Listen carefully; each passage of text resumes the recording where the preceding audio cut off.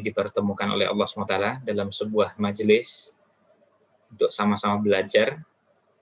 Dan pada kesempatan pagi ini, tema yang akan kita angkat bersama, tema yang merupakan bagian dari kajian tentang sirah nabawiyah. Tema ini tidak khusus untuk para guru. Tema ini bukan khusus untuk para ustadz, ustadzah, atau khusus untuk dosen, ya, untuk pengajar, tapi juga untuk kita semua. Jadi ini bisa berlaku untuk semua, artinya untuk para ayah bunda, Pak Ibu sekalian, karena apa yang ada diambil dari sirah nabawiyah ini bukan dikhususkan untuk yang berprofesi sebagai pengajar, tapi semua kita yang punya perhatian pada anak-anak kita juga perlu meluangkan untuk sama-sama belajar hal-hal seperti ini. Nah, pada bahasan kita ini, kita akan coba untuk sama-sama mengkaji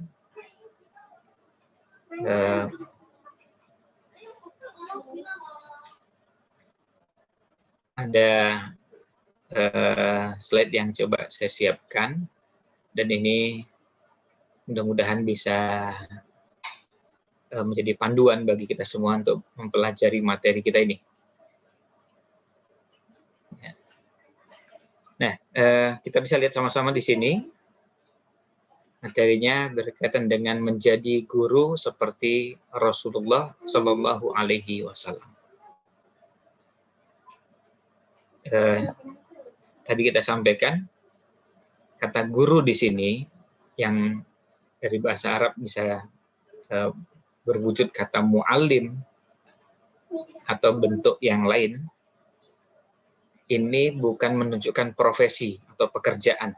Ini bukan berarti ini khusus untuk gurunya. Nah, ini perlu kami jelaskan supaya tidak salah paham. Karena bisa jadi nanti sebagian bertanya-tanya, loh kok ini untuk guru sih? Padahal ini kajiannya untuk orang tua, untuk wali santri. Nah, kita bukan guru. Atau mungkin sebagian yang mengatakan, saya bukan guru, saya juga tidak berprofesi sebagai tenaga pengajar, tenaga pendidik di sebuah lembaga pendidikan. Nah, guru, mu'allim, ustadz, ustadzah, atau makna yang sejenis, ini adalah aktivitas yang melekat pada kita ketika kita dititipi tanggung jawab anak-anak kita. Karena anak-anak kita juga perlu mendapatkan figur orang yang bisa mendidik, dan itu sekarang menjadi begitu dominan dan kuat karena anak lebih banyak di rumah timbang berada di tempat belajarnya yang selama ini ada. Selama ini berada bersama ustadz ustadzah, tapi sejak pandemi lebih banyak berada di rumah. Nah, peran ini perlu kita ambil, peran ini perlu kita coba siapkan, meskipun idealnya persiapan ini memang sebelum dapat amanah menjadi orang tua yang mengajar. Tapi tidak ada salahnya kalau amanah ini dikerjakan sambil kita ketitipan amanah ini. Ya, kita berbenah, dan ini latar belakang kenapa materi ini juga dirasa perlu untuk disampaikan. Jadi ini perlu kami sampaikan di awal supaya jangan ada yang merasa bahwa ini kayaknya materinya salah alamat ini. Harusnya materinya khusus untuk para pengajar, ustadz atau ustadzah. Materi ini bukan khusus untuk para ustadz ustadzah, bukan khusus untuk para guru atau dosen atau tenaga pendidik di lembaga pendidikan, tetapi ini berlaku untuk semua. Nah, kemudian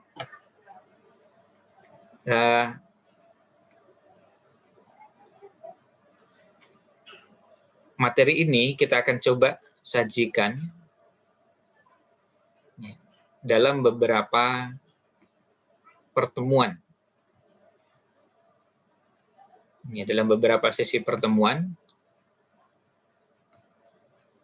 karena materi ini agak panjang dan ulasannya ada beberapa subbahasan. Maka kita buat tidak dipaksakan dituntaskan dalam satu pertemuan karena poin-poin yang cukup panjang, dan sekedar gambaran bahwa materi ini kalau melihat pada buku aslinya yang dijadikan acuan utama, yaitu Ar-Rasul Al-Muallim karya Syekh Abdul Fattah Abu Ghuddah. Kalau di buku versi terjemahan jumlahnya 321 halaman. Ini kalau versi terjemahan.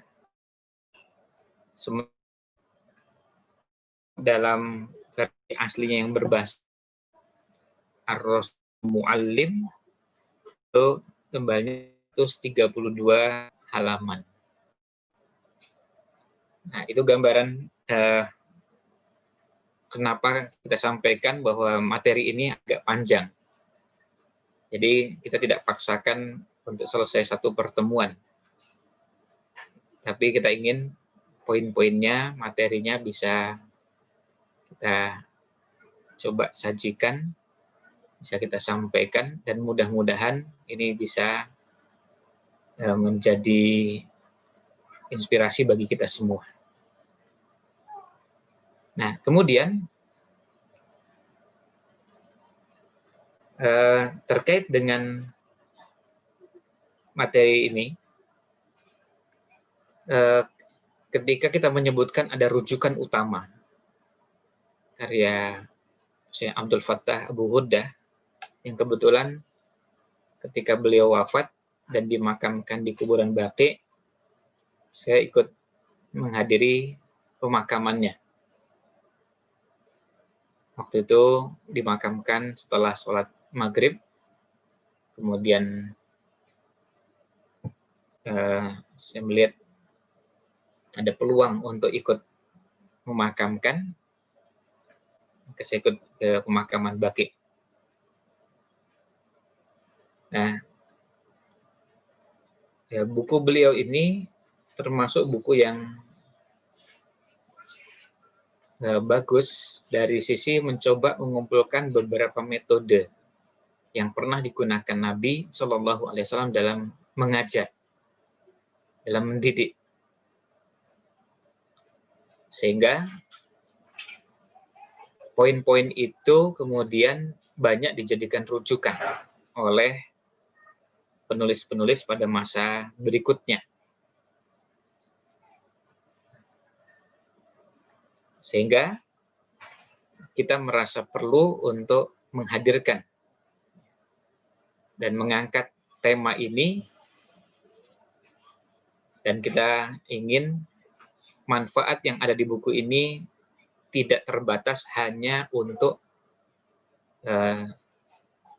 ustadz-ustadzah saja. Ya, kalau untuk ustadz-ustadzah ada kajian khusus dan rutin menghatamkan buku ini, tapi paling tidak bagi para wali santri, ayah bunda bisa mendapatkan materi ini meskipun tidak sedetail, ya, tidak selengkap tenaga pendidik atau para guru, para ustadz-ustadzah. Nah, itu pengantarnya. Selanjutnya, kita bisa mencoba untuk melihat bagaimana muqaddimah atau kita mulai masuk ke materinya ini.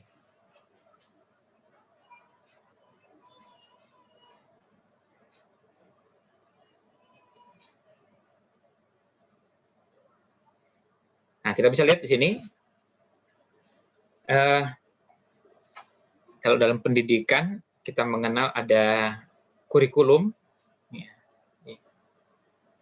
kurikulum yang istimewa, fasilitas pendidikan yang lengkap, kesiapan peserta didik untuk belajar, tidak akan banyak menghasilkan bila pendidik tidak disiapkan dengan sebaik-baiknya.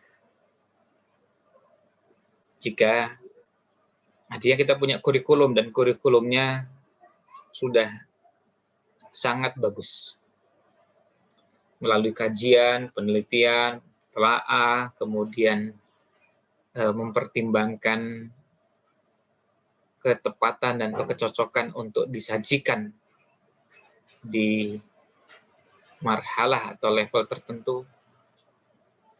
Nah, ini ditambah lagi dengan fasilitas yang lengkap, bahkan kalau perlu fasilitas yang bukan cuma sekedar canggih, tapi sangat canggih. Ditambah lagi peserta didik yang mereka ini terseleksi dengan baik, sudah siap menerima ilmu, kemudian disertai dengan kesiapan-kesiapan yang ada, seperti misalnya kecerdasan, kemudian dibekali dengan adab. Nah, hasilnya tidak akan optimal kalau pendidiknya tidak disiapkan dengan sebaik-baiknya. Pendidiknya tidak disiapkan dengan sebaik-baiknya, maka hasilnya tidak akan optimal.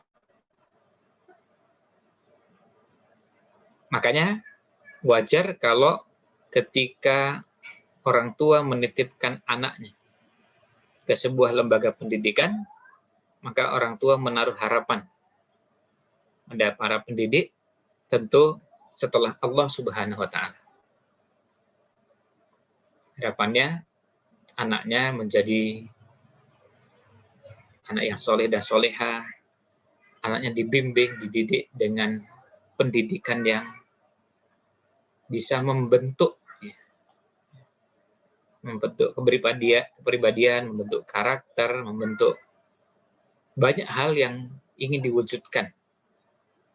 Nah, sekali lagi itu bisa terwujud dengan baik kalau ada kerjasama masing-masing bagian tadi. Nah, bahkan kekurangan yang ada pada kurikulum, kekurangan yang ada pada fasilitas, kekurangan yang ada pada peserta didik, itu bisa tidak terlalu bermasalah ketika tenaga pendidiknya memang betul-betul disiapkan dengan baik. Tenaga pendidiknya disiapkan dengan baik. Nah, inilah urgensinya. Urgensi pembahasan.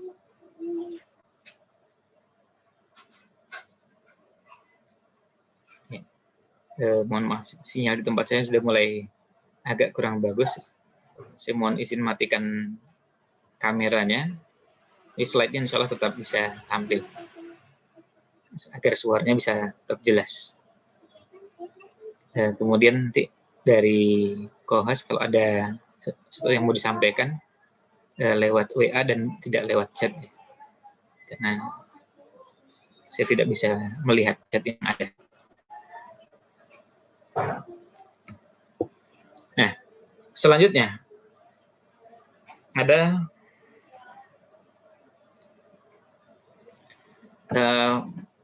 pesan dari pendiri Gontor, pesantren modern Gontor, ya biasa disingkat PMDG, Pesantren Modern Darussalam Gontor.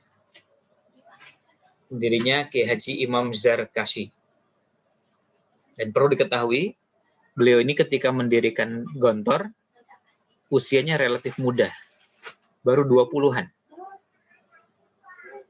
Tapi, Masya Allah dengan perjuangan luar biasa,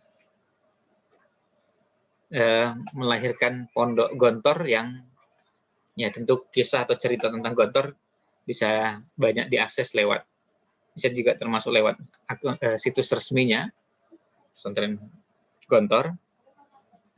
termasuk juga bagaimana masa-masa perjuangan ketika pesantren Gontor diserang oleh orang-orang PKI, ya, pesantrennya dihancurkan, fasilitasnya, kemudian pimpinan Gontor waktu itu berusaha untuk disarankan untuk pergi dan ternyata ditangkap, ya, oleh orang-orang PKI yang membawa celurit, bawa sabit dan seterusnya.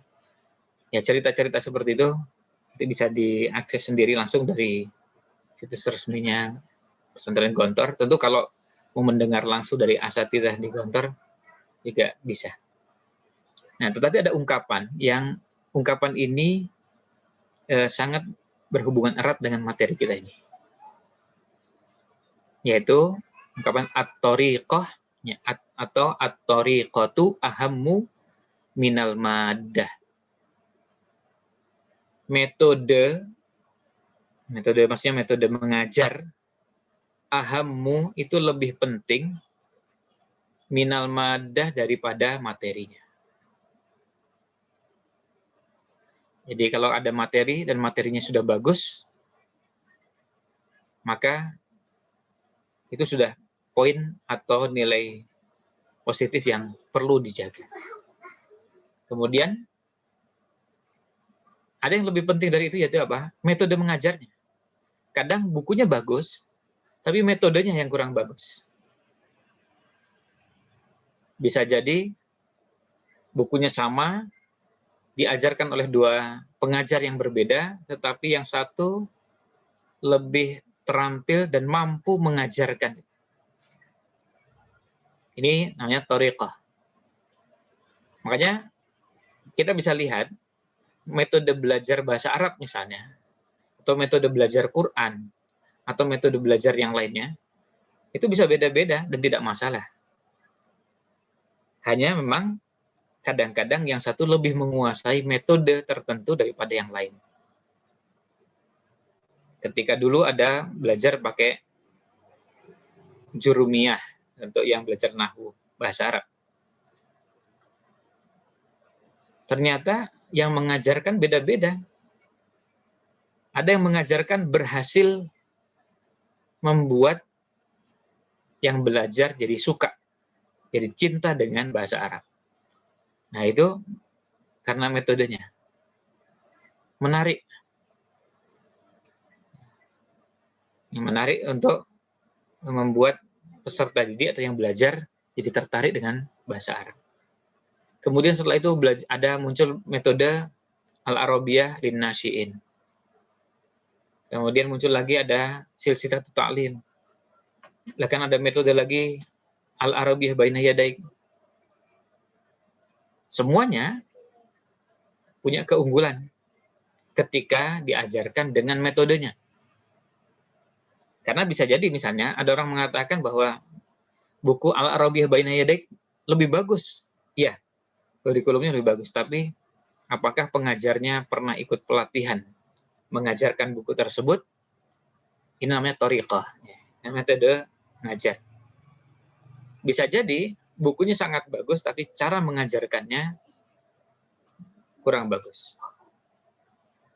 Sekitar tahun 2006, saya ikut pelatihan mengajar buku tersebut, dan pengajarnya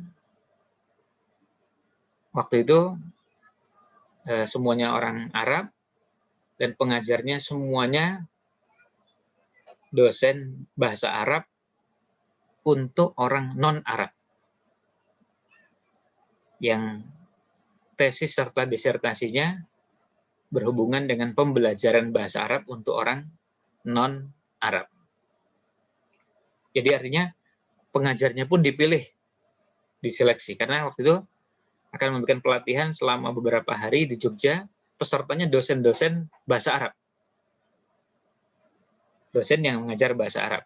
Ya, orang Indonesia dari kampus UIN, dan waktu itu tempatnya di UIN.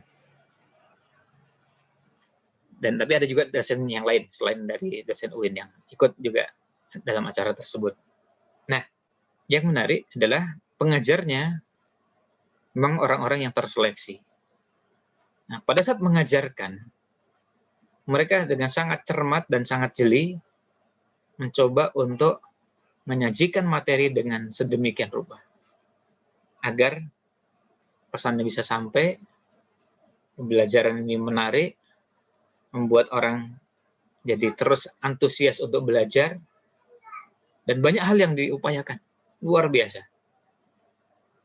Sampai-sampai ada buku khusus yang waktu itu beliau sampaikan, salah satu pengajar menyampaikan, ada namanya materi khusus dalam pembelajaran bahasa Arab, yaitu al-al'abul lughawiyah, permainan bahasa.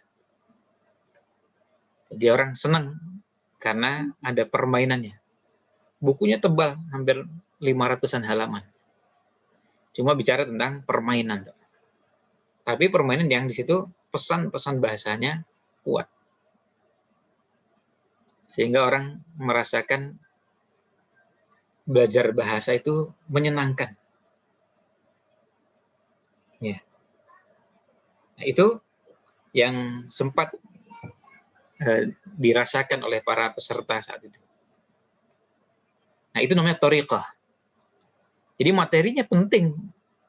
Materi itu bagus, dirancang sedemikian rupa, tapi caranya mengajarkan, metode mengajarkannya juga penting. Makanya at-thoriqah ahammu minal maddah. Kemudian, wal mudarrisu ahammu minat thoriqah. Guru lebih penting daripada metode mengajarnya. Artinya gurunya itu sendiri lebih penting. Ya. Gurunya itu lebih penting daripada metodenya.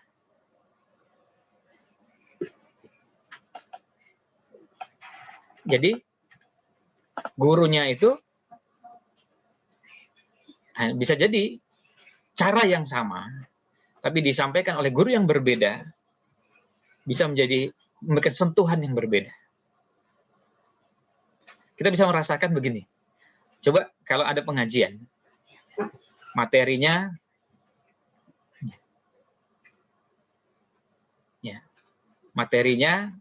berkaitan dengan qiyamul lail, salat malam.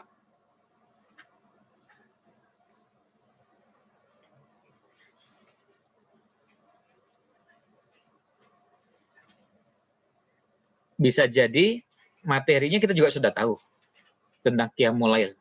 Ayatnya saya hafal itu. Wa minal laili fatahajjat bihi nafilatan lak. Asa ayyab'atsaka rabbuka maqaman mahmuda. Kemudian ayat yang lain, qumil laila illa qalila. Bahkan mungkin kita sebagian besar ayat yang disampaikan, hadis yang disampaikan sudah hafal. Tapi kenapa ada beberapa ustadzah menyampaikan materi yang sama tetapi terasa lebih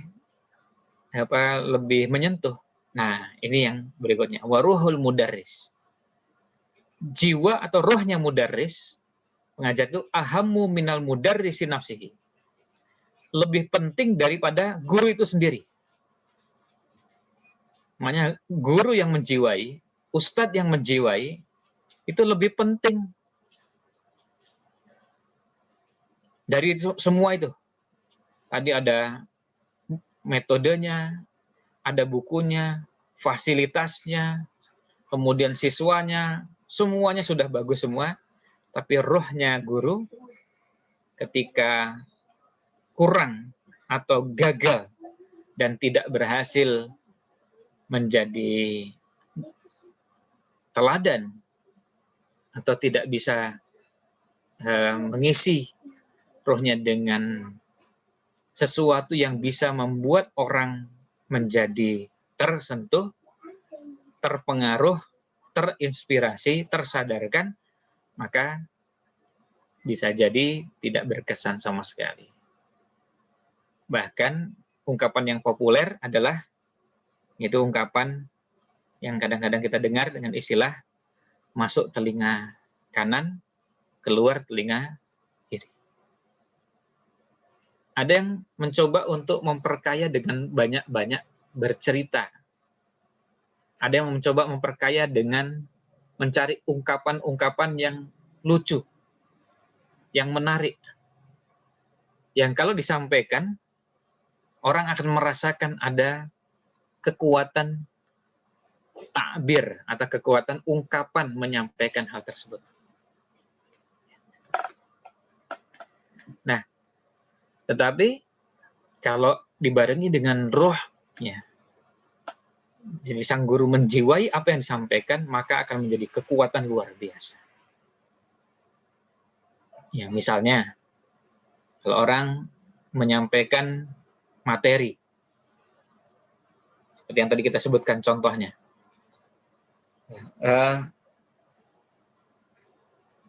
ada menyampaikan materi tentang sabar. Ya.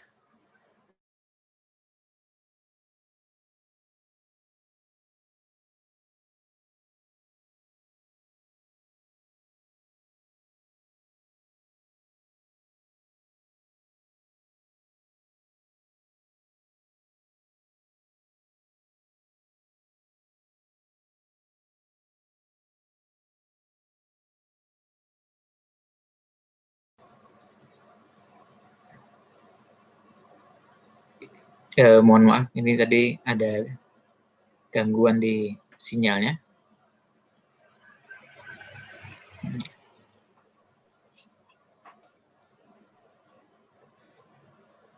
Ya. Nah, ya mohon maaf tadi sendiri nih dari Zoom. Sekarang udah kembali lagi. Ya. Jadi bisa jadi ketika menyampaikan, bahasa yang disampaikan itu tidak terlalu canggih. Tetapi karena beliau menjiwai dan menjalani itu sehari-hari, sehingga bisa sangat berkesan.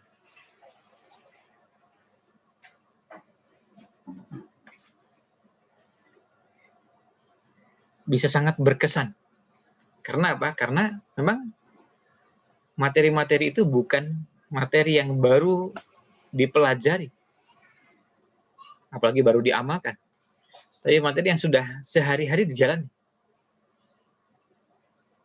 Misalnya orang bicara tentang gimana caranya sholat tepat waktu. Kalau orang sudah biasa sholat tepat waktu, cerita tentang bahasan itu enteng, mudah.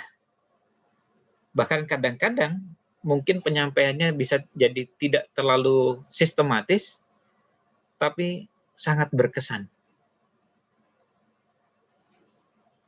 Pada saat membahas tentang sholat tepat waktu. Nah, ini juga kita harapkan dari para wali santri, para selain ustadz-ustadzah, juga ayah bunda sekalian, bagaimana nilai-nilai seperti ini hidup dalam jiwa kita, dalam keluarga kita, sehingga semua kita ikut mengambil peran. Nah, kalau ini sudah bisa dipahami, maka kita masuk ke bahasan berikutnya, bahwa Rasulullah SAW adalah guru terbaik sepanjang zaman. Karena beliau adalah guru terbaik, yang ayatnya semua kita sudah sangat hafal, laqad kana lakum fi rasulillahi uswatun hasanah, maka kita bisa mencoba untuk menjabarkan bagaimana keteladanan itu pada aspek atau pada sisi beliau sebagai seorang guru. Tadi kita sebutkan rujukan utama adalah buku karya Abdul Fattah Abu Ghuddah, itu Ar-Rasul Al-Mu'allim wa Asalibuhu fit Ta'lim. Terjemahannya Rasulullah SAW, sang guru, meneladani metode dan karakteristik Nabi SAW dalam mengajar. Ada buku lain juga dengan judul Nabi SAW sebagai guru. konsep Nabi dalam mendidik akidah, ibadah, emosi, dan kejiwaan anak. Penulisnya Profesor Dr. Abdul Basit Muhammad Sayyid. Bukunya juga sudah diterjemahkan dalam bahasa Indonesia. Nanti saya sampaikan, saya coba fotokan paling tidak covernya, sehingga kalau ada yang ingin mempelajari, mengkaji lebih jauh, insya Allah bisa mencari buku tersebut dan memperkaya wawasan ini sekarang terasa penting. Nah, tadi setelah kita sebutkan, ya, setelah kita sebutkan ayatnya laqad kana lakum fi rasulillahi uswatun hasanah. Nah, sekarang kita lihat di slide ini, kita coba lihat yang sebelah kanan dulu. Di bagian atas ada para sahabat adalah anak didik Rasul Shallallahu Alaihi Wasallam. Ada Abu Bakar, ada Umar, ada Utsman, ada Ali, ada Abu Hurairah, Anas bin Malik, dan yang lainnya. Mereka adalah anak didik Nabi Shallallahu Alaihi Wasallam. Nah, karena mereka anak didik Nabi SAW dan mereka adalah manusia-manusia terbaik di umat ini, maka wajar kalau kita ingin seperti itu. Ya, kita pernah bahas di beberapa pertemuan sebelumnya, dalam kehidupan kita, kita sangat membutuhkan kehadiran teladan, contoh. Karena contoh yang hadir dalam kehidupan kita, itu membantu kita punya panduan. Membantu kita untuk punya panduan dalam menjalani aktivitas. Misalnya begini, kalau kita sebagai guru, kita membutuhkan panduan. Kalau guru bagusnya seperti apa sih? Kalau kita sebagai seorang suami yang baik itu seperti apa sih? Kalau kita sebagai seorang ayah, yang baik itu seperti apa? Kalau ada contoh-contohnya, akan lebih mudah untuk dijadikan acuan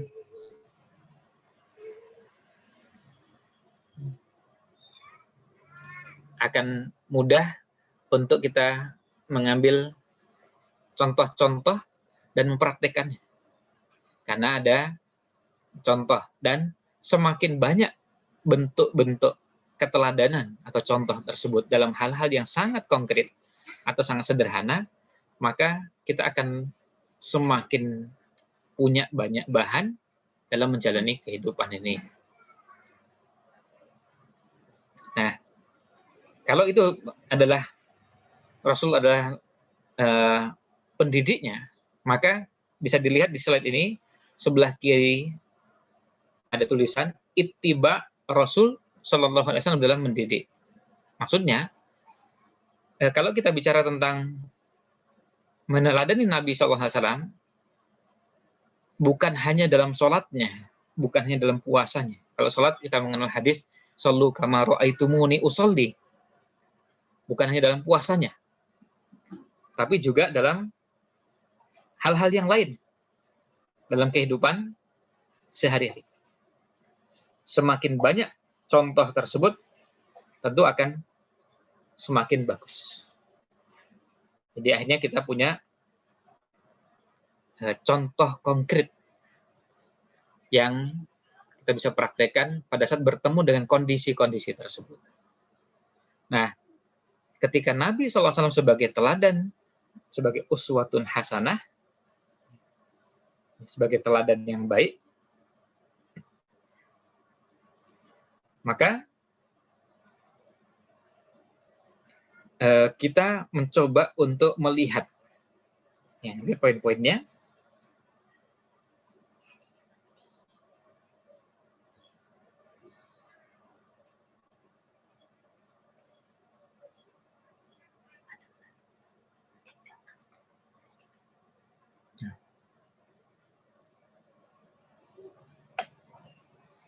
Nah, kita lihat di sini, lihat kondisi sahabat. mereka generasi terbaik,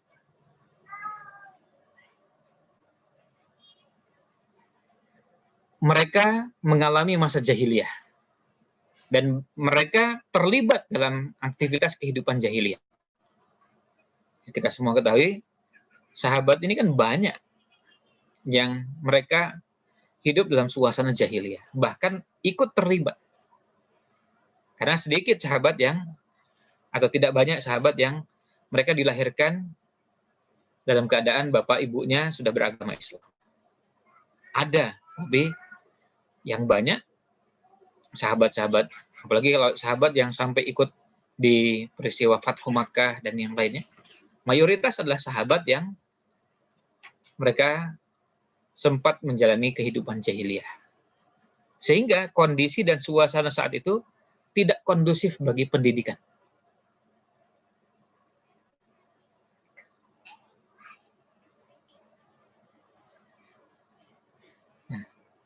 Namun mereka berhasil dididik menjadi manusia terbaik yang memimpin dunia.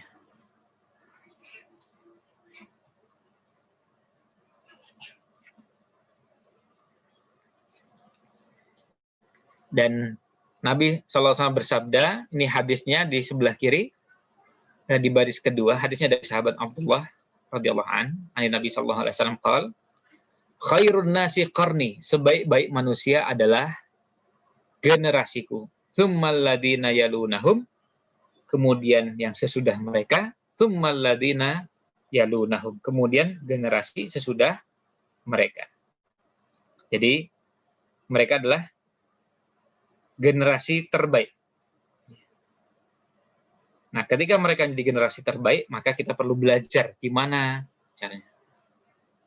Dan tentu kita juga optimis bahwa kita ini bisa menjadi generasi terbaik kalau kita juga meneladani Rasulullah Shallallahu Alaihi Wasallam.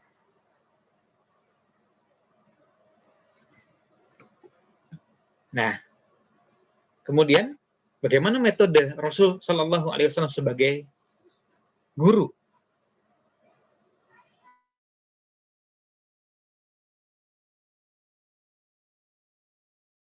Hanya 5 poin.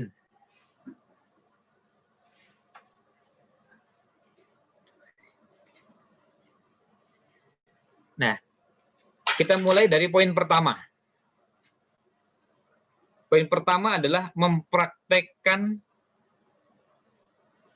sebelum mengajarkan kepada orang lain. Jadi mempraktekkan dulu apa yang sudah diketahui. Atau keteladanan dengan perilaku, dengan tutur kata, dengan budi pekerti yang luhur, sehingga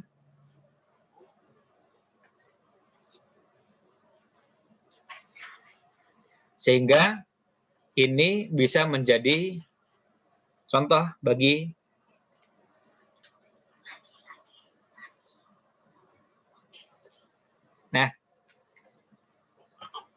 kalau lakukan lakum fi Rasulillahi uswatun hasanah, itu ayat yang tadi kita sebutkan di surat Al-Ahzab, surat ke-33 ayat 21. Nah, kita lihat ada banyak kisah yang menunjukkan bahwa Nabi Shallallahu Alaihi Wasallam adalah uswatun hasanah. Di antaranya adalah ketika sahabat Amr bin As radhiyallahu an diutus untuk berdakwah, mengajak pada Islam, diutus kemana? Ke Raja Oman.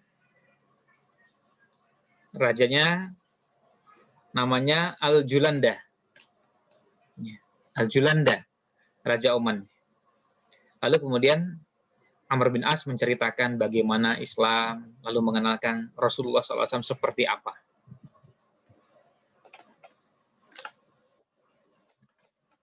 Kemudian, apa ungkapan yang menarik untuk dicermati? Nah, di sini Al-Julanda menyampaikan bahwa orang ini Maksudnya Amr bin As ini telah menunjukkan kepadaku seorang nabi yang ummi. Ummi itu artinya tidak bisa tulis baca. Bahwa beliau tidak memerintahkan kepada suatu kebaikan, melainkan beliau adalah orang yang pertama kali mengerjakannya. Nih, lihat kalimatnya. Nabi SAW adalah orang yang mengajak kepada kebaikan, tapi beliau adalah orang pertama yang mengerjakannya. Sebaliknya, beliau tidak melarang dari suatu keburukan, melainkan beliau adalah orang yang pertama kali meninggalkannya. Ini, dialog ini menjadi bagian penting bagaimana Rasul Shallallahu Alaihi Wasallam sebagai sosok manusia yang mempraktekkan dulu apa yang akan disampaikan sehingga bisa menjadi keteladanan bagi yang lain dan punya kekuatan. Inilah yang dinamakan dengan roh mu'allim, rohul ustadz tadi. Sebab kalau ustadznya sudah mengamalkan, sudah mempraktekkan, bisa bercerita dengan bahasa yang tidak lagi terikat dengan susunan atau struktur kalimat tertentu. Karena sudah biasa menjalaninya.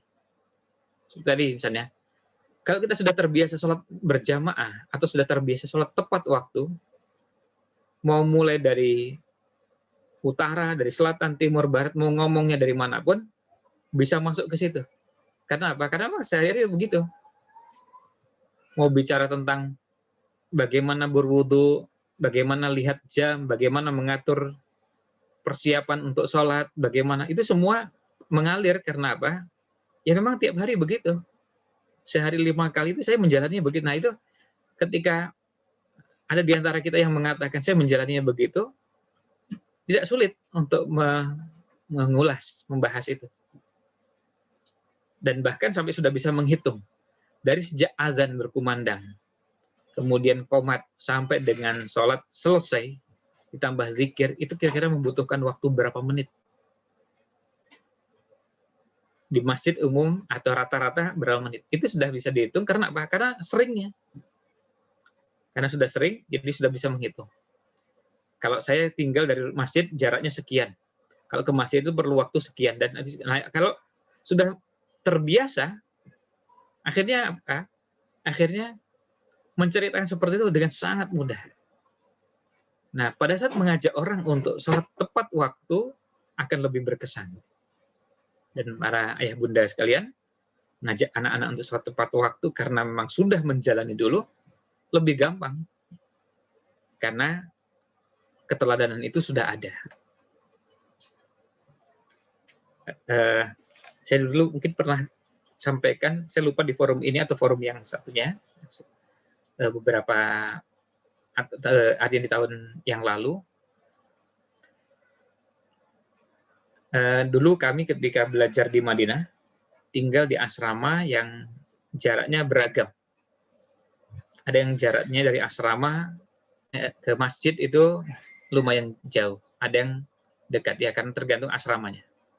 Saya pernah bulan tinggal di asrama 1, sampai pernah juga tinggal di asrama 8. Jadi jarak antara masjid dengan asrama 1 tentu dekat. Kalau asrama 2 agak dekat, 3, asrama 8 paling jauh.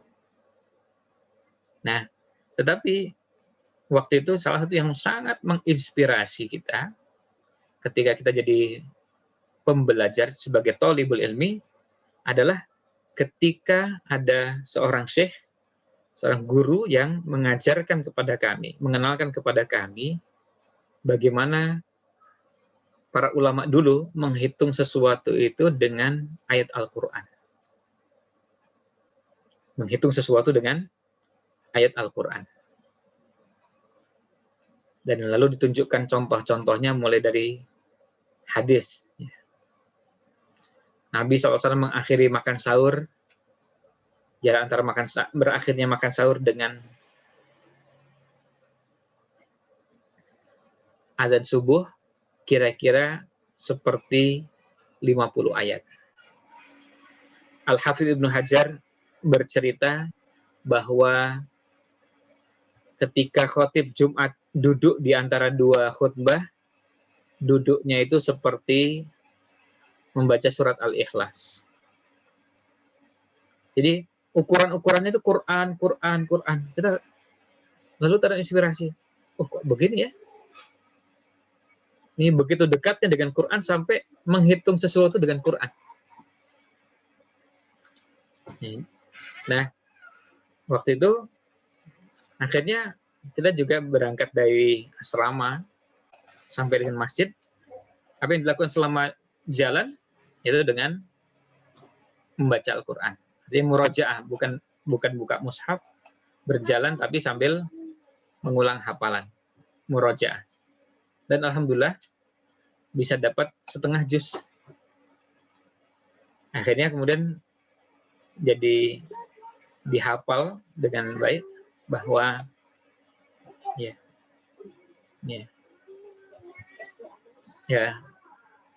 jadi begitu kuat kesannya bahwa jarak antara asrama 8 dengan masjid itu setengah juz.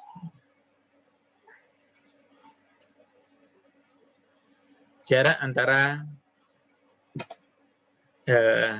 tempat tinggal kita masing-masing ini nanti bisa dilihat nanti kalau ayah bunda yang tinggal di tempat yang berbeda-beda, kalau dari rumah sampai ke kutab itu kira-kira jaraknya sama dengan membaca apa gitu. Misalnya ada yang karena hafalan saya cuma juz 30, ya ternyata jaraknya itu An-Naba dengan suratnya, surat berikutnya. Misalnya. Nah, itu contoh bagaimana mempraktikkan. Yang kedua adalah bahwa Nabi SAW memperhatikan tahapan ilmu. Nabi SAW memperhatikan tahapan ilmu.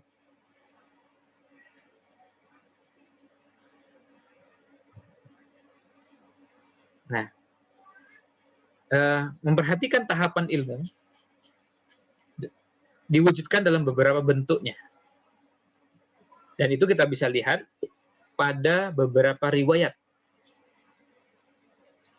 Bagaimana ilmu itu dipelajari dengan tahapan-tahapan yang betul-betul diperhatikan dan dijaga. Nah, di antaranya adalah kita bisa dapati dalam Sunan Ibnu Majah. Beliau meriwayatkan dari Jundub bin Abdullah radhiyallahu an. Beliau menuturkan bahwa kunna ma'an nabiyyi sallallahu alaihi wasallam, kami bersama Nabi sallallahu alaihi wasallam, wa nahnu fityanun hazawiratun, dan kami dulu adalah para pemuda yang sebaya. Kemudian apa? Fata'allamnal imana qabla an nata'allamal Qur'an. Kami dulu belajar tentang keimanan sebelum belajar Al-Qur'an. Summa ta'allamnal Qur'ana, kemudian kami belajar Al-Qur'an, fazdadna bihi imana, maka bertambahlah iman kami. Maka bertambahlah iman kami. Ini hadisnya terdapat di Sunan Ibnu Majah di bab tentang iman. Nah, kemudian contoh-contoh seperti ini banyak. Jadi memperhatikan tahapan.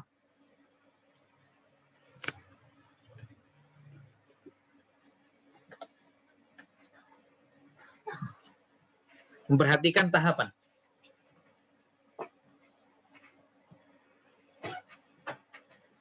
Dan tahapan itu ada yang tahapan berhubungan dengan kontennya, materinya, tapi ada tahapan yang berhubungan dengan prosesnya. Dan ini membutuhkan perhatian kita semua. Dan ini kadang-kadang dalam beberapa hal itu memang perlu didetailkan. supaya orang paham. Nah, ini ada kisah bagaimana sahabat Abdullah bin Mas'ud radhiyallahu an menceritakan kepada kita bagaimana beliau menceritakan kebiasaan yang ada pada para sahabat. Bahwa kana ar-rajulu minna, salah seorang di antara kami, idza ta'allama asyra ayatin, jika belajar 10 ayat, lam yujawiz hunna, tidak melampaui ayat-ayat tersebut, hatta ya'rifa ma'aniyahunna, sampai mengetahui makna-maknanya, wal amala bihinna, dan mengamalkannya. Jadi, belajar 10 ayat, paham, mengamalkan, baru pindah ke ayat-ayat berikutnya. Ini namanya prosesnya bertahap. Jadi ada tahapan-tahapannya. Tahapan-tahapan yang ditempuh dalam proses belajar. Nah, terkait dengan tahapan-tahapan ini, bentuknya bisa jadi ada bentuk-bentuk yang lain yang mungkin ya contoh-contoh kasus-kasusnya, kondisinya bisa berbeda dari satu keadaan ke keadaan yang lain. Nah, ini bisa berbeda-beda, tetapi yang jelas perlunya bertahap itu menjadi prinsip. Maka hal itu bisa coba kita lihat dari bagaimana tahapan-tahapan itu dijalani pada semua bagian. Bisa jadi pada materinya, atau bisa juga pada metodenya atau caranya. Mohon izin saya coba menampilkan. Ini awalnya dari dialog, dari tanya jawab, kemudian saya coba saji dalam bentuk materi kaos di akun Instagram.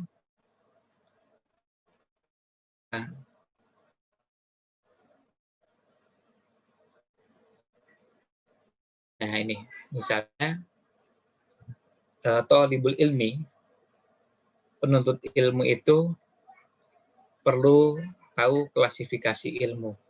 Ini bagian dari cara kita mengenali tahapan. Karena ilmu syar'i sudah berkembang luar biasa, cabang ilmu ini juga sudah semakin banyak, maka perlu mengenali pemetaan ilmu syar'i. Ada ilmu yang dipelajari sebagai sarana untuk sampai pada yang lain. Ada namanya istilahnya ilmu alat. Ini bagian dari kita ingin memberikan porsi pada yang belajar. Ya saya dinamakan ilmu alat. Misalnya bahasa Arab dengan semua cabangnya merupakan ilmu alat. Ada nahwu, ada shorof, ada balaghah, dan seterusnya. Nah, sebagian juga menamakannya ilmu usul, seperti usul fikih, berarti ilmu alat untuk sampai pada fikih. Usul tafsir, berarti untuk bisa memahami tafsir. Lalu, ilmu usul yang lain, termasuk usul hadis ya. Nah, ini contoh bagaimana kita perlunya belajar mengenali tahapan. Nah, kadang-kadang sampai pada kita harus menunjukkan bahwa beberapa buku kurang cocok untuk pemula. Misalnya, kalau kitab tafsir Ibnu Katsir bagus nggak? Nah, pertanyaannya kalau apakah itu kitab tafsirnya bagus? Oh jelas, tafsir Ibnu Katsir tafsir Ibnu Katsir adalah salah satu rujukan penting dalam tafsir Al-Quran. Imam Ibnu Katsirnya adalah seorang ahli tafsir yang tidak diragukan kemampuannya. Nah, paparan yang ada dalam tafsir Ibnu Katsir itu luar biasa, sangat berbobot, sangat berkualitas, isinya bagus sekali. Kita mengatakan sangat bagus. Tapi ulasan yang begitu luas dan mendalam belum tentu cocok untuk pemula. Karena kalau dibandingkan dengan tafsir As-Sa'di yang ulasannya singkat, tetapi tetap berbobot, berkualitas, tetap bergizi, paparan sebuah ayat dibahas oleh Syekh As-Sa'di hanya dalam 1 atau 2 paragraf. Kadang bisa sampai 3 paragraf. Simple, tapi orang langsung paham. Sementara tafsir Ibnu Katsir kadang-kadang satu ayat bisa 1 halaman, bisa 1,5 halaman. Artinya bisa ulasannya panjang. Nah, ulasan yang panjang tadi bagi sebagian pemula bisa jadi tidak mudah untuk dicerna. Ulasan singkat yang hanya 1 atau 2 paragraf lebih mudah dicerna oleh pemula. Nah, kalau sudah selesai di tangga awal belajar, bisa naik ke tangga berikutnya, insya Allah. Nah, ini contoh tahapan-tahapan. Makanya, tadi di bahasan yang tadi kita sampaikan, kita melihat bahwa ini perlunya memperhatikan tahapan ilmu. Ini yang kedua. Yang ketiga, berusaha sebisa mungkin bagaimana caranya agar materi yang kita sampaikan ini tidak membosankan. Gimana caranya agar tidak membosankan? Nah, ada beberapa riwayat atau kisah yang menunjukkan hal tersebut. Nah, di antaranya adalah yang diceritakan oleh sahabat Abdullah bin Mas'ud radhiyallahu an. Dan yang meriwayatkan ini Imam Muslim dari Imam Al-A'mash Sulaiman bin Mihran. Beliau menuturkan bahwa Syakik yaitu Abu Wa'il pernah mengatakan, kunna julusan inda babi Abdullah bin Mas'udin. Kami dulu pernah bermajlis, duduk di dekat rumahnya sahabat Abdullah bin Mas'ud. Nantaziruhu, kami menunggu beliau. Famarra bina Yazid bin Muawiyah an-Nakhai. Kemudian ada Yazid bin Muawiyah an-Nakhai melewati kami. Fakulna, lalu kami katakan, a'limhu bimakanina. Kami katakan, tolong beritahukan keberadaan kami yang sedang menunggu. Maksudnya beritahukan kepada siapa? Kepada sahabat Abdullah bin Mas'ud. Fadakhala alaihi. Kemudian Yazid bin Muawiyah an-Nakhai masuk ke rumahnya sahabat Abdullah bin Mas'ud. Falam yalbas an kharaja alaina Abdullah. Tidak lama berselang, kemudian keluarlah sahabat Abdullah bin Mas'ud menemui kami. Faqala. Kemudian sahabat Abdullah bin Mas'ud mengatakan, inni ukhbaru bimakanikum. Saya diberitahu tentang keberadaan kalian. Fama yamna'uni an akhruja ilaikum. Tidak ada yang menghalangi saya untuk keluar menemui kalian. Illa karahiyata an umillakum. Tidak ada yang menghalangi saya dari hal tersebut, melainkan karena saya khawatir membuat kalian bosan. Jadi sahabat Abdullah bin Mas'ud khawatir kalau mereka belajar sampai akhirnya bosan. Inna Rasulullah sallallahu alaihi wasallam, sesungguhnya Rasulullah sallallahu alaihi wasallam kana yatakhawwaluna bil mau'idati fil ayyami. Rasulullah sallallahu alaihi wasallam berusaha sebisa mungkin memberikan nasihat itu tidak terus-menerus. Tapi memberikan nasihatnya berselang atau selang-seling. Nasihatnya tidak terus-menerus. Dalam beberapa hari itu nasihatnya tidak dilakukan terus-menerus sampai akhirnya jenuh. Kata sahabat Abdullah bin Mas'ud, makhafatas sa'amati alaina. Khawatir kami bosan. Khawatir kami merasakan kejenuhan. Ya. Khawatir kami merasakan jemu atau bosan.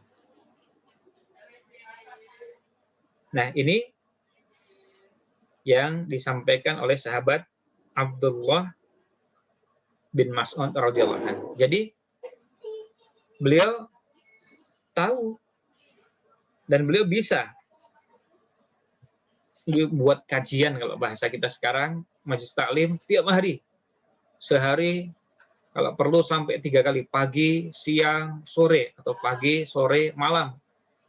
Tapi beliau khawatir. Tapi kalau sekelas sahabat Abdullah bin Mas'ud yang ilmunya luas, nyampaikan ilmu kan enak itu, gampang, banyak bahannya.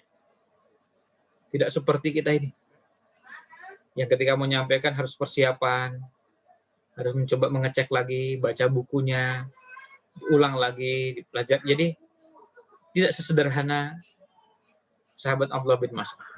Meskipun kita sudah pernah dapatkan materinya, tapi untuk menyiapkan materi disampaikan kepada orang lain, ada namanya tahdir, ada namanya persiapan.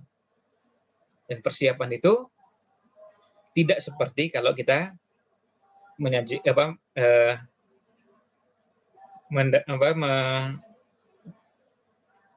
materi hanya cuma untuk kepentingan kita secara pribadi.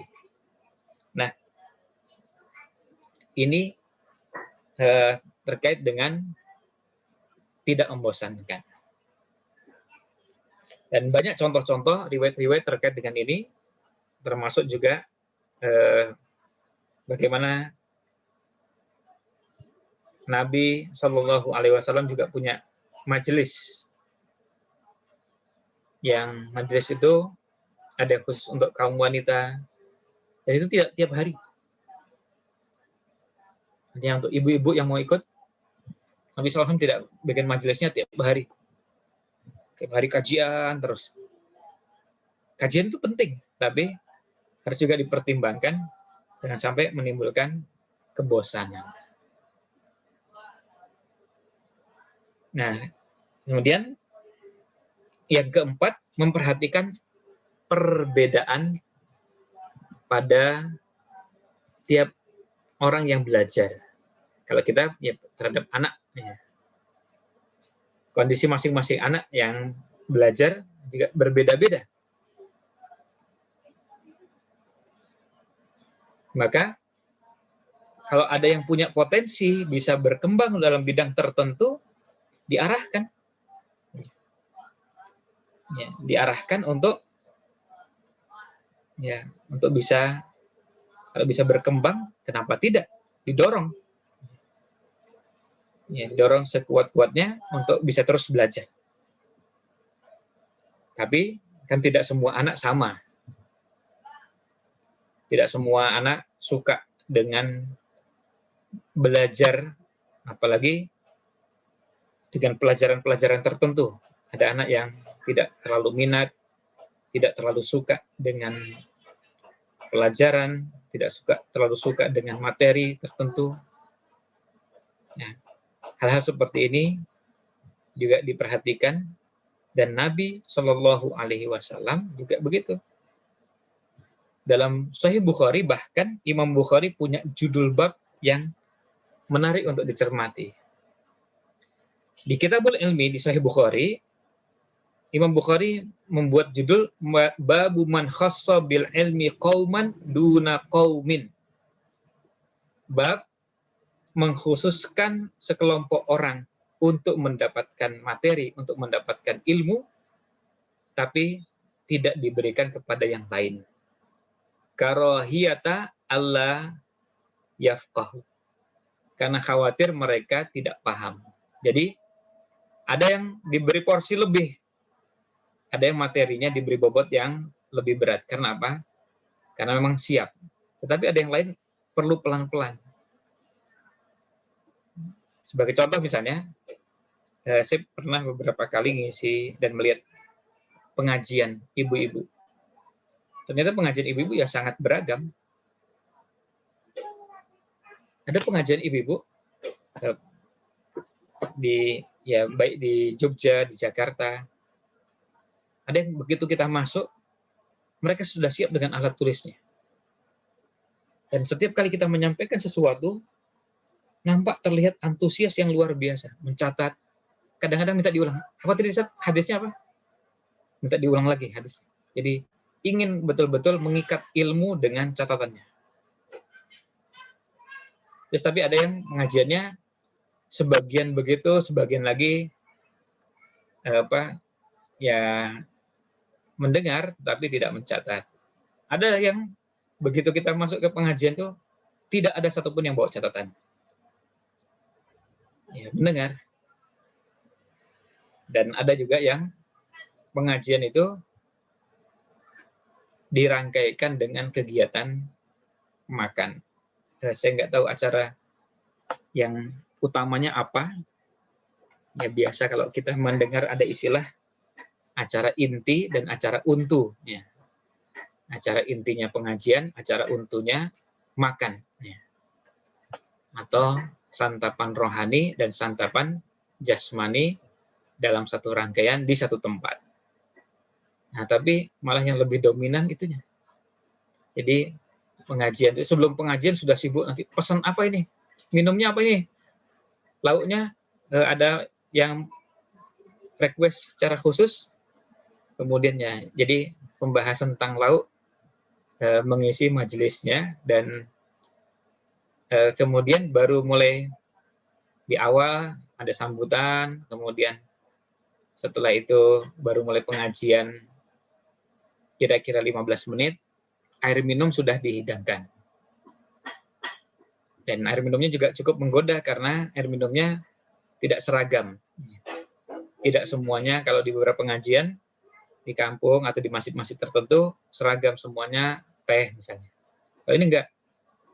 Air minumnya ada yang jus alpukat, jus mangga, jus jambu, kemudian ada yang wedang jahe, wedang ronde, dan wah ini suasananya sudah mulai menyimak pengajian tapi sambil lihat menu orang lain, lihat gelasnya. Kemudian berikutnya lagi tidak lama setelah itu materi kayaknya nggak bisa lebih dari setengah jam karena di meja sebelah juga sudah mulai disiapkan hidangan makannya.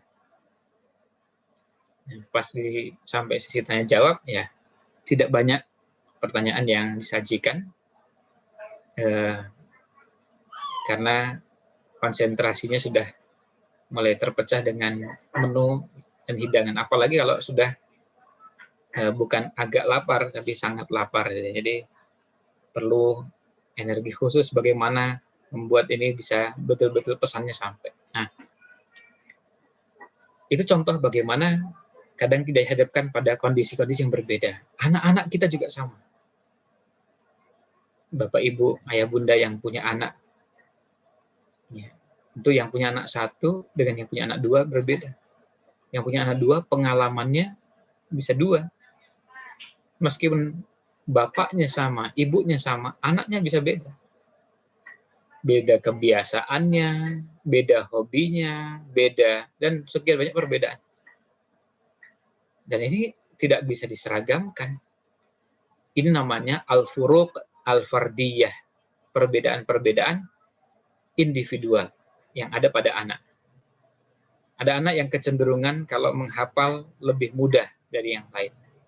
Tentu semuanya didorong untuk bisa menghafal, tetapi jangan dibayangkan bahwa semuanya bisa dengan satu standar.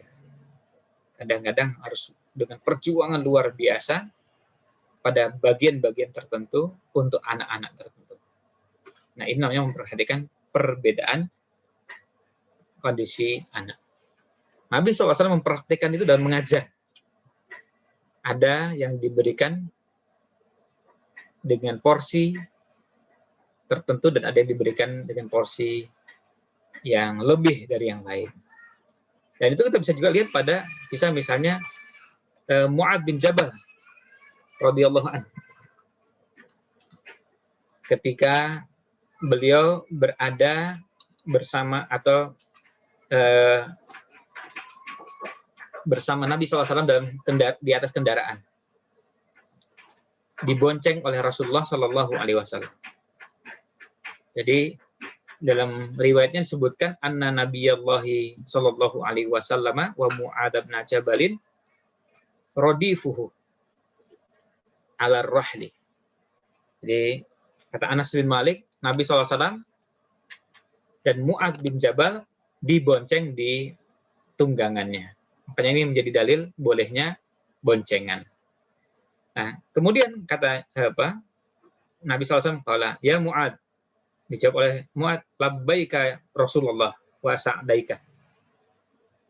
Kalau orang kita bilangnya dalam. Nah, kemudian qala ya Mu'ad, dijawab lagi oleh Mu'ad, qala labbaika Rasulullah wa sa'daika. Lalu Nabi SAW memanggil lagi yang ketiga kalinya, ya Mu'ad. Dijawab lagi oleh Mu'ad, labbaika Rasulullah wa sa'daika. Kemudian Nabi SAW bersabda, ma min abdin, tidak ada seorang hamba pun, yashhadu an la ilaha illallah, yang bersaksi bahwa tidak ada ilah selain Allah, wa anna Muhammadan abduhu wa rasuluh, dan sesungguhnya Nabi Muhammad adalah hamba dan utusannya, sidqan min qalbihi, dengan penuh keyakinan berangkat dari hatinya, illa harramahullahu 'alan nar, melainkan Allah pasti akan haramkan baginya, bagi orang tersebut, neraka. Nah, qala, lalu kemudian Mu'ad berkata, ya Rasulullah, wahai Rasulullah, afala ukhbiru bihin nas, apakah saya beritahukan ini kepada orang, pada para sahabat, maksud pada orang-orang. Fayastabshiru, maka mereka menyambut gembira. Apa jawab Nabi? Qala la, jangan. Idzan yattakilu, kalau begitu mereka akan bersandar. Maksudnya mereka merasa gembira dengan kabar gembira tadi, lalu kemudian mereka bersantai-santai, tidak bersungguh-sungguh dalam beramal. Nah, ini menunjukkan bahwa Nabi SAW melihat kondisinya. Mu'ad bin Jabal bisa diberitahu itu. Sementara yang lain, jangan dulu. Tapi nanti kapan disampaikan? Nanti akan disampaikan. Makanya, kemudian wa akhbaro biha Mu'adun inda mautihi ta'astum. Dan ini disampaikan oleh Mu'ad bin Jabal, hadis ini di akhir hayatnya, khawatir menanggung dosa menyembunyikan ilmu. Jadi, disampaikan, tetapi sampaikannya apa? Kapan? Sampaikannya ketika orang dirasa siap. Kemudian yang terakhir, yang kelima, di antara metode Nabi Shallallahu Alaihi Wasallam dalam mengajarkan atau menyampaikan ilmu, transfer ilmu dengan metode dialog, metode tanya jawab. Banyak contoh hadis seperti ini. Di antaranya, misalnya Nabi SAW bersabda, hadisnya dari Abu Hurairah radhiyallahu an, beliau bertanya, aro'aitum, bagaimana pendapat kalian? Lau anna nahron bibabi ahadikum, seandainya ada sungai di depan pintu rumah salah seorang di antara kalian, yang tasilu minhu kulla yaumin khamsa marratin, yang kalian itu dalam sehari mandi 5 kali. Hal yabqa min daronihi syai'un, apakah masih ada yang tersisa dari kotoran? Kalau sehari mandinya 5 kali. Ya, jawaban sahabat, qalu la yabqa min daronihi syai'un. Tidak ada yang tersisa di kotorannya. Kalau seorang orang sehari mandi sampai 5 kali, kotor, bersihkan lagi. Kotor, bersihkan lagi. Kotor, bersihkan lagi. Ya. hampir tidak ada yang tersisa kotoran tadi, karena mandinya sampai 5 kali. Qala, maka Nabi SAW bersabda, fadzalika mislus shalawatil khams. Itu adalah seperti sholat 5 waktu. Yamhullahu bihinnal khotoya. Yang Allah menghapuskan dosa-dosa. Allah menghapuskan dosa-dosa. Dan metode seperti ini banyak. Beliau mengajarkan sesuatu, ada nilai-nilai yang ingin diajarkan, tetapi beliau sampaikan dengan bentuk tanya jawab. Hadis terakhir yang kita sampaikan berkaitan dengan ini, contohnya adalah hadis tentang muflis, ya, orang yang bangkrut. Nabi SAW bertanya kepada para sahabat, atadruna manil muflis? Atadruna mal muflis? Tahukah kalian siapa orang yang dikatakan bangkrut? Hakikat bangkrut itu seperti apa? Qalu, mereka menjawab, al-muflisu fina man la dirhama lahu wala mata'ah. Orang yang bangkrut di antara kami adalah orang yang sudah tidak punya dirham dan tidak punya kekayaan lagi. Maka faqala, kemudian Nabi SAW meluruskan. Setelah beliau menanyakan, lalu beliau meluruskan. Innal muflisu min ummat, innal muflisa min ummati, sesungguhnya orang yang bangkrut dari umatku, ya'ti yaumal qiyamah, akan datang pada hari kiamat, bisolatin, dengan pahala solat, wasiyamin, pahala puasa, wazakatin, dan pahala zakat. Tapi apa? Wayati qad syatama hadza, tapi datang sudah pernah mencaci maki ini, wa qadzafa hadza, dan menuduh wanita yang terjaga kehormatannya dituduh berzina. Wa akala mala hadza, mengambil harta orang lain, mengambil harta yang bukan jadi haknya, baik orang lain itu wujudnya adalah person, pribadi, atau beberapa orang banyak.